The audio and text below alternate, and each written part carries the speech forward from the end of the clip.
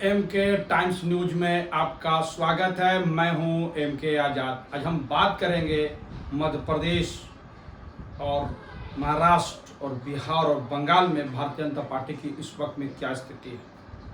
आप सोच रहे होंगे कि इसको बताने की अभी क्या आवश्यकता हो गई है। जी हाँ, तो महाराष्ट्र में जो अभी राजनीतिक उथल पुथल चल रहा है, इसकी क्या स्थिति है भारतीय जनता पार्टी का, और मध्य प्रदेश में चंद महीनों के बाद चुनाव होने वाले हैं, तो उस वक्त में मध्य प्रदेश में भारतीय जनता पार्टी की स्थिति क्या है, और बिहार में जो ताना बाना बुना गया उस राज्य में भारतीय जनता पार्टी की स्थिति क्या है, और बंगाल इसलिए भी क्योंकि बंगाल में जो पंचायत चुनाव के बाद भारतीय जनता पार्टी ने जिस हिसाब से शिकस्त खाई है तमाम प्रयासों के बाद, ये सब चारों राज्य इसलिए महत्वपूर्ण है। तो इसी बातों को लेकर आज हम चर्चा करेंगे। तो सबसे पहले हम बात करेंगे महाराष्ट्र की, क्योंकि महाराष्ट्र में सरकार में तो भारतीय जनता पार्टी है, वो सत्ता के भागीदारी है और अपने हाथ में सत्ता नहीं है, लेकिन उन्होंने एकनाथ शिंदे को यानी शिवसेना का से जो टूटा हुआ जो विंग था, जो अब शिवसेना ही है, उसका साथ में सरकार चला रही है। और इसी कड़ी में उन्होंने एनसीपी को तोड़कर जिस हिसाब से अजित पवार को अपने पाले में लगाया और उन्होंने करीब 9 लोगों को मंत्री बना दिया, यह महत्वपूर्ण बात है। इसको लेकर बहुत सी चर्चाएं राजनीतिक दृष्टिकोण से हो चुकी है, बहुत से न्यूज चैनल ने कवर कर दिया, लेकिन जो वस्तु स्थिति स्पष्ट अभी तक नहीं हो पाई कि भारतीय जनता पार्टी का इस वक्त में वहाँ पर स्थिति क्या है, इस पर कोई चर्चा होता हुआ नहीं दिखा। तो मैं निश्चित तौर पर आपको बता दूं कि इस वक्त में महाराष्ट्र में मध्य प्रदेश की तरह अंदर में काफ़ी हलचल बढ़ी हुई है, क्योंकि अंदर खाने से जो रिपोर्ट आ रही है वो स्थिति स्पष्ट कर रही है कि जो फडणवीस साहब है उन्होंने जो कमिटमेंट किया थे अपने दलों को लेकर, वो अभी तक पूरा होता हुआ नहीं दिख रहा है। क्योंकि जब एकनाथ शिंदे भारतीय जनता पार्टी के साथ में आने की कवायदे की और उन्होंने जो अघाड़ी जो संगठन था, अघाड़ी को तोड़कर, यानी कांग्रेस और एनसीपी और शिवसेना की जो गठबंधन था उसको तोड़कर जो सरकारें आई, वो महत्वपूर्ण बात है। तो एकनाथ शिंदे के समय में जो कमिटमेंट जो है भारतीय जनता पार्टी के नेताओं को जो किया गया है, वो बड़ा महत्वपूर्ण है।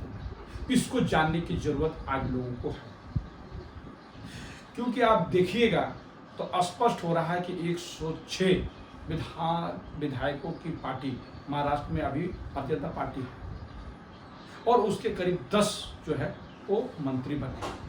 लेकिन कम लोगों को के साथ आने वाले एकनाथ शिंदे जहां मुख्यमंत्री बन गए, उनके भी 10 विधायक अभी मंत्री हैं। ये जो 50% का जो फॉर्मूला है, वो भारतीय जनता पार्टी के कई विधायकों को रास नहीं आ रहा है। अंदर खाने से ये रिपोर्ट और भी गहरा गई जब एनसीपी के टुकड़े जो अभी अजित पवार जो है आए हैं, इसको लेकर भारतीय जनता पार्टी में भी उतनी आसाराज है जितना एकनाथ शिंदे की पार्टी में है। जी हाँ, जो शिवसेना एकनाथ शिंदे का है, उसमें जो विधायकों का बगावत के बारे में जो बात स्पष्ट हो रही है, महाराष्ट्र के अंदर खाने में भी कुछ स्थिति इसी तरह बनती हुई दिख रही है। पार्टी टूटे भले ना हो, लेकिन अंदर खाने से जो दबाव है फडणवीस पर, वो साफ नजर आ रहा है। क्योंकि एक समझौता तो था ही, वरना 106 विधानसभा के पार्टी विधायकों की पार्टी और मुख्यमंत्री का चेहरा फडणवीस साहब जो मुख्यमंत्री रह चुके हैं, उप मुख्यमंत्री में क्यों मान जाते हैं, और 40 विधायकों को तोड़ने वाले मुख्यमंत्री कैसे बन जाते हैं? क्या इतनी आसानी से ये बात लोगों को पच जाती है? ये महत्वपूर्ण बातें अभी राजनीतिक गलियारों पे भारतीय जनता पार्टी के अंदर से आवाजें उठ रही है। कहते हैं कि भारतीय जनता पार्टी के जो विधायक या सांसद ज़्यादा मीडिया में इधर उधर बातें नहीं करते हैं, वो एक चाल चलते हैं और वो आने वाले चुनाव में जिस तरह से चुप्पी लगाते हैं और जिस हिसाब से ग्रास रूट पे काम करने वालों को काम करने से रोक देते हैं अंदर खाने से, ये बड़ी महत्वपूर्ण बात है। वरना ऐसे कैसे हो जाए कि कर्नाटक में सारे तंत्रों के लगने के बावजूद और प्रधानमंत्री के सारे प्रयासों के बावजूद और गृह मंत्री अमित शाह के तमाम प्रयास और संघ के तमाम प्रयासों के बावजूद भी दक्षिण का किला भारतीय जनता पार्टी के लिए बंद हो जाए और कर्नाटक में हार का सामना करना पड़े, ये बड़ा महत्वपूर्ण है। काफी लोग विधायक जो है वो अंदर खाने से नाराज चल रहे थे और जिसका खमियाजा ना वो लोग शांत हो गए, कोई ना कोई बहाना बना के उन्होंने फील्ड से दूरी बना दी। ये भारतीय जनता पार्टी के लिए बड़ा असहज करने वाली बातें हैं। और मध्य प्रदेश में भी जो नजर आ रहा है, इसी बात को लेकर नजर आ रहा है कि जिस हिसाब से जो अब सिंधिया है वो जब तोड़कर गए और उनके साथ जो विधायक चले गए, वो वहां पर जाके उनके ग्रास रूट पे जो काम करने वाले जो भारतीय जनता पार्टी के नेताओं हैं उसको असहज कर रहे हैं, उनको कहीं ना कहीं टीस दे रहे हैं और वो टीस आने वाले चुनाव पे नजर आएगा। और इसकी जानकारी तो प्रधानमंत्री मोदी जी और अमित शाह को भली भांति है। अंदर खाने से ये भी रिपोर्ट आती है कि वो जो है अमित शाह जी और प्रधानमंत्री जी और शिवराज सिंह चौहान के बीच सब कुछ सामान्य नहीं है। ये तो बड़ी दिनों से अब कई मीडिया में इस बात को ताकीद भी की है, लेकिन स्पष्ट तौर पर दिख रहा है। लेकिन आज स्थिति यह बनी है कि शिवराज सिंह चौहान को हटा के भारतीय जनता पार्टी और बड़ा मुसीबत लेने वाली नहीं है।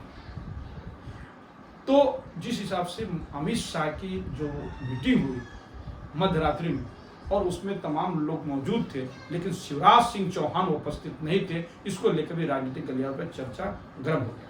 गर्म क्यों नहीं हो, महत्वपूर्ण बैठकें चल रही है और लोकसभा का और विधानसभा चुनाव की तैयारी चल रही है, लेकिन शिवराज सिंह चौहान जो पार्टी के मुखिया है राज्य के, वो वहाँ पर मौजूद ना हो और वहाँ पर सिंधिया की मौजूदगी और उससे पहले सिंधिया का राज्यपाल से मिलना, और राज्यपाल से सिर्फ सिंधिया जी अकेले नहीं मिले, उनके साथ में कुछ उनके मंत्री थे और विधायक थे। ये लोग जब मिले जाए तो इसकी बात तो राजनीतिक गलियारों पर चर्चा हो ही जाती है। तो क्या सब कुछ आनंद फानन में और अकबकाहट और हड़बड़ाहट के साथ में लिया जाएगा फैसला इस बात की ओर इंगित कर रहा है कि मध्य प्रदेश का चुनाव भारतीय जनता पार्टी के लिए बहुत बड़ी मुसीबत खड़ा करने वाली है, यानी उनको बड़े पैमाने पर हार का सामना करना पड़ेगा। एंटी इनकम्बेंसी तो एक बड़ा फैक्टर वहाँ पर बना हुआ है, लेकिन जिस हिसाब से लगातार घटना घटते चले जा रहे हैं और लगातार वहाँ पर भारतीय जनता पार्टी के कुछ नेताओं का पलायन जारी है, निश्चित तौर पर हम कह सकते हैं कि मध्य प्रदेश चुनाव जो विधानसभा का है भारतीय जनता पार्टी के लिए असहज करने के लिए काफ़ी है। उनके लिए सब कुछ सामान्य तो बिल्कुल नहीं। अब चलते हैं बिहार की ओर। तो बिहार में बात इसलिए भी है क्योंकि बिहार में नीतीश कुमार एनडीए से अभी हाल फिलहाल में अलग हुए और अलग होने के बाद उन्होंने राजद के साथ गठबंधन से फिर सरकारें बना दी, जिसमें कांग्रेस भी उसमें साथ हुई, वामपंथी लोग भी हैं। तो सारे लोगों के साथ में फिर बिहार सरकार नीतीश कुमार ही है मुख्यमंत्री का चेहरा, लेकिन उसमें भारतीय जनता पार्टी उससे अलग हुई। ये दूसरी बार है जब भारतीय जनता पार्टी से नीतीश कुमार जी ने अलग रास्ता इख्तियार करते हुए लालू प्रसाद यादव के राजद के साथ गठबंधन कर। इसी को लेकर, राजद को लेकर और तेजस्वी को लेकर ही नीतीश कुमार जी अगले बार भारतीय जनता पार्टी के पाले में चले गए थे और फिर नोटिस जो है वो तो आने ही वाला है। यानी जिस हिसाब से चार्जशीट सीबीआई की है, मैं उसकी तरफ कोट कर रहा हूँ। तो क्या फिर वो परिपाटी बनती भी दिखेगी? लेकिन वर्तमान में स्थिति इसलिए भी नहीं है क्योंकि जिस हिसाब से चिराग पासवान को लेकर एक लंबी लकीर खींचने की कोशिश की, वो तो मुख्यमंत्री नीतीश कुमार उससे आश्वस्त तो हो ही जाएगी। और जिस हिसाब से बिहार में जो गठबंधन है और वो इतनी मजबूत गठबंधन है कि वहाँ पर जो है भारतीय जनता पार्टी के लिए जो ऑक्सीजन की जो बातें है राजनीति ऑक्सीजन में, वो तो काफ़ी कम होता हुआ दिख रहा है। क्योंकि इस जातीय समीकरण पे बात किया जाए और दूसरे समीकरणों पर बात किया जाए तो निश्चित तौर पर अगर आप देखा जाए तो इस वक्त में जो सरकारें हैं नीतीश कुमार, राजद, कांग्रेस, वामपंथियों को मजबूत किले के रूप में और किसी तरह से इसमें घुसने की कवायद जो है वर्तमान तक कितना भी कर रहा है, लेकिन सफल होता हुआ नहीं दिख रहा है। आने वाले चुनाव में ये स्पष्ट तौर पर दिखाई देगा। और सिर्फ यही नहीं, भारतीय जनता पार्टी के बिहार में भी जो अंदर खाने की जो लड़ाई है वो भी चरम पर है। अब जिस हिसाब से बयानबाजी होती है और सुशील मोदी को जिस हिसाब से अगले ही बार में उनको जो है महत्वपूर्ण पदों से हटा दिया गया था, और वो इस तरह कभी कभी खामोश होते हैं और कभी लगातार बोलते हैं। और जिस हिसाब से आपके केंद्रीय मंत्री जो है वो लोग की चुप्पी वहाँ पर एक बैक हो जाती है और उसी बीच में गिरिराज सिंह अकेले वो बात कह जाते हैं जो भारतीय जनता पार्टी कभी कभी असहज हो जाती है। ये सारी बातें इस और इंगित करता है कि भारतीय जनता पार्टी में कई खेमे बढ़ गई है और एक दूसरे का टांग खींचने के लिए काम में लग गई है। यह बात नीतीश कुमार, राजद और भारतीय जनता पार्टी के कद्दावर लीडर अच्छी तरह जानते हैं कि बिहार में भी सब कुछ नहीं चाहिए। क्योंकि याद कीजिए, जब पहली बार नीतीश कुमार भारतीय जनता पार्टी से अलग होकर जो है चुनाव लड़ने का ऐलान कर दिया और नीतीश कुमार राजद और कांग्रेस से गठबंधन करके चुनाव की रणनीति पर विचार करना शुरू कर दिया था और चुनाव का शंखनाद हो गई थी और प्रधानमंत्री नरेंद्र मोदी जी ने इसको अपना प्रेस्टीज बना लिया और जिस हिसाब से उन्होंने चुनाव का कमान संभाला और उस वक्त में नरेंद्र मोदी उज्र पर थे, यानी उसकी तापमान इतनी बड़ी थी, पूरे देश में एक ऐसा हो रहा था कि सिर्फ मोदी ही मोदी नजर आ रहे थे। उस वक्त की घटना है। लेकिन तमाम प्रयासों के बाद और 26 बड़ी रैलियों के बाद भी वहां पर भारतीय जनता पार्टी सरकार बनाने में नाकामयाब हो गई। तो यह स्पष्ट हो गया कि नीतीश कुमार, राजद और कांग्रेस का जो गठबंधन है वहां पर मजबूत स्थिति में है। ये आजमा लिया गया है, यानी इसकी आजमाइश हो चुकी है और दोबारा फिर 2024 में सीट के लिए जो है जोर आजमाइश चल रही है, राजनीतिक रस्साकशी चल रही है। तो बिहार में और कहते हैं कि लालू प्रसाद यादव वो राजनीतिक महारत हासिल रखने वाले शख्सियत है, राजनेता है, जो सब कुछ पहली तरह फाप लेते हैं और काउंटर करने में भारतीय जनता पार्टी को पीछे नहीं लाते। अब चलते हैं बंगाल की ओर।